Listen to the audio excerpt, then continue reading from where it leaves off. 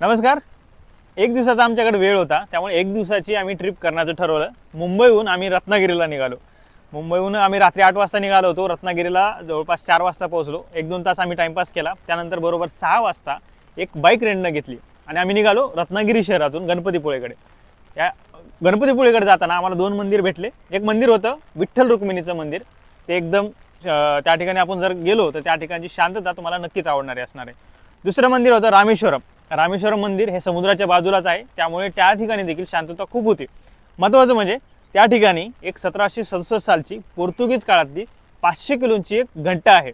ती पाहून तुम्हाला नक्कीच इतिहासात भूतकाळात गेल्यासारखं नक्कीच वाटणार आहे. त्यानंतर आम्ही गेलो गणपतीपुळेला. गणपतीपुळेला गेलोय म्हणजे गणपतीचं तर दर्शन घेणारच, त्याचबरोबर त्या ठिकाणी खवळलेला समुद्र देखील आम्ही पाहिला.